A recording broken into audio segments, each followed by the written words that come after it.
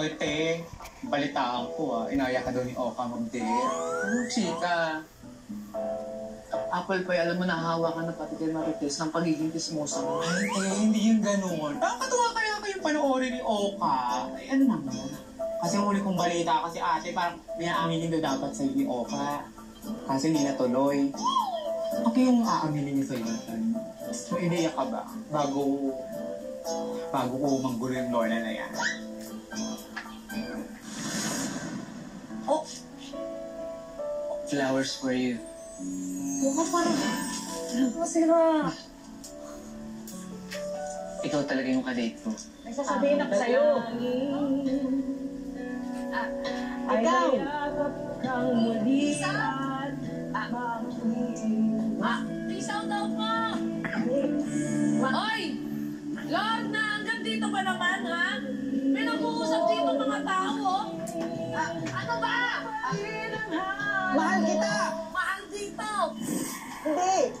Bakit mo ako dito dinala? Ang mahal pala dito.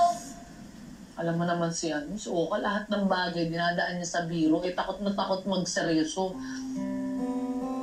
Pero alam mo, feeling ko, aminin niya na yung nararamdaman niya. Feeling ko gusto niya nang manligaw sa akin. Oh, ganda. Ganda. Ganda. Eh, ano naman yung sasagot mo sa kalo? Hindi naman ganun kadali yun, huy. Siguro sasabihin ko sa kanya, bigyan niya ako ng konting panahon, gano'n. Ate, tingnan mo ha. Single ka. Oh. Single si Oka. Oh. Eh, di walang sabi. Oh, tsaka magka-friend dalawa. Mabait naman yun. Responsable. Hindi nga lang siya ganun kagwapuhan tsaka katangkaran. Pero wala naman yun sa'yo, di ba? Eh, bakit hindi ka sure? Grabe ka naman. Apple Pie, alam mo namang kwento ng buhay ko, yung mga pinagdaanan ko kay Hector. Alam mo, sobra akong nagmahal.